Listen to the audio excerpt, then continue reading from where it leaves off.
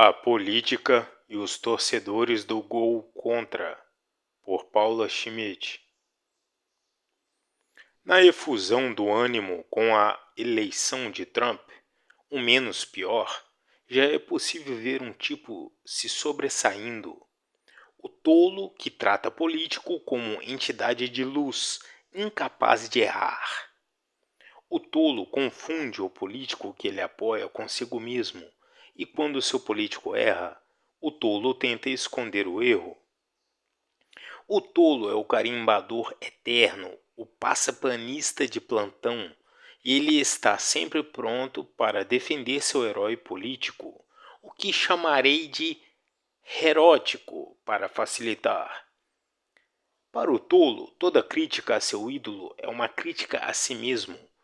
E esse conflito de interesses psicológicos lhe impossibilita de formar uma base de pressão e condução do político a quem ele concedeu o poder.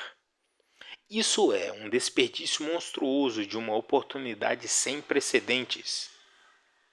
Antes das redes sociais, a realidade era mediada pela mídia. A mídia, como o nome sugere, era e ainda é o intérprete oficial da corporatocracia, o tradutor autorizado, o garoto de recados que leva mensagens da sociedade para o topo e vice-versa. Mas com a internet fomos todos imbuídos de um poder inédito, sem precedentes no mundo da política: a capacidade de sermos ouvidos diretamente na nossa própria voz. Não precisamos mais da carta do leitor da Folha. É a Folha, ironicamente, que agora precisa desesperadamente do leitor. O leitor da Folha foi parar nas manchetes não apenas para provar que o jornal ainda tem leitores, mas também para sugerir que a Folha reproduz a voz das ruas. Essa voz das ruas é o guia mais confiável que um político pode ter. E a internet permite que ela seja ouvida imediatamente, em tempo real.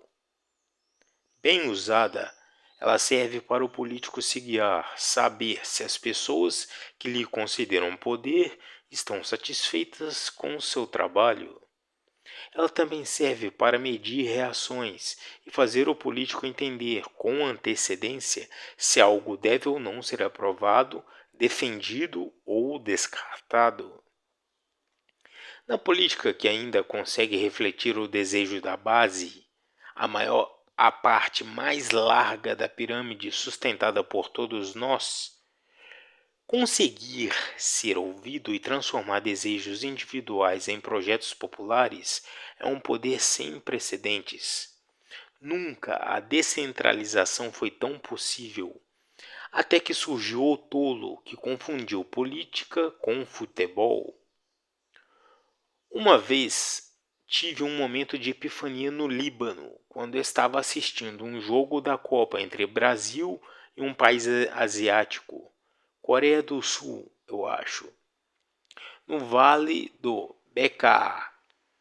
Eu estava na quadra de esporte vendo o jogo num telão, com os homens que trabalhavam na fazenda, onde eu escrevia um livro. Eu era a única pessoa tomando cerveja e a única mulher desacompanhada. Ninguém me olhou feio. Ao contrário, fui tratada como celebridade quando revelaram que eu era brasileira.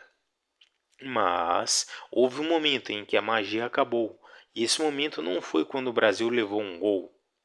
A derrocada brasileira aconteceu quando eu, Paula, aplaudi a Coreia do Sul. Aquela traição era imperdoável. Olhos suspeitos recaíram sobre mim. O homem que me deu carona no seu trator ficou constrangido. Chegaram a me perguntar se eu tinha parentes na Coreia. Para aqueles homens, talvez só um marido coreano explicasse o meu arroubo. Eles não entendiam que eu pudesse ser uma apreciadora do jogo de futebol. Eu tinha que ser uma mascote, mas em vez disso, eu revelei minha face oculta. Paula, a mulher que traiu o Brasil aplaudindo o time inimigo em plena Copa. Não quero destilhar um calhamaço de teoria com só uma gota de prática. Mas morei no Oriente Médio por mais de uma década e posso garantir que aquela reação à minha independência emocional não era uma anomalia. Diferentemente, fidelidade à tribo é um valor sagrado. Posso tentar buscar 1000 explicações para isso. A região era formada por tribos. A aliança a uma tribo era questão de sobrevivência no deserto. O nomadismo obrigava à criação de alianças duradouras, etc.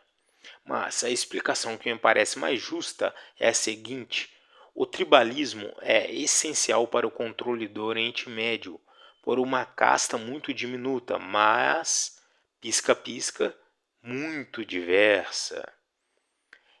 Esse vem sendo o truque da falsa representatividade, aplicado no mundo inteiro e consolidando a união da esquerda e da direita no topo do poder. Quando você unge uma pessoa de pele verde e a retira da base para ela Silvio anielizar no topo, você pode ignorar todas as outras pessoas de pele verde, porque os verdes já estão representados. Assim é no sistema consociacionalista do Líbano. Todas as religiões têm suas cadeiras no parlamento e no poder executivo e são devidamente representadas.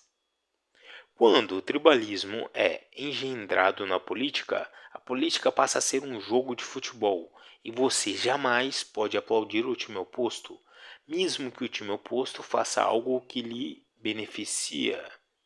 E assim tem sido no mundo e no Brasil, uma solidificação dos times em grupos que se odeiam o suficiente para que, quando o time A vence as eleições, o A possa fazer gol contra e não ser criticado. Senão, o inimigo B volta, e vice-versa. Isso só para dizer que Trump já começou colocando neocons no governo e tem gente que acha que precisamos esperar 4 anos para criticar. As críticas têm que vir agora. É o feedback honesto, individual, mas transformado em massa crítica por milhares de indivíduos com interesses semelhantes, que faz um político entender o anseio popular e agir de acordo.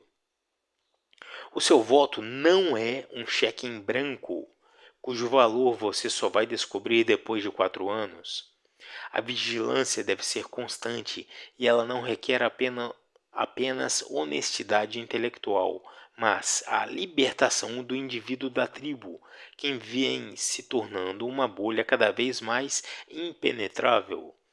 Diante de cada decisão política, é bom ter em mente a pergunta: de que maneira isso me beneficia? A outra coisa que não deve ser esquecida é uma verdade que só se realiza com uma internet livre e uma mente independente. Não é o povo que tem que obedecer o político que elegeu. É o político que deve obedecer ao povo. O link para este artigo encontra-se na descrição do vídeo.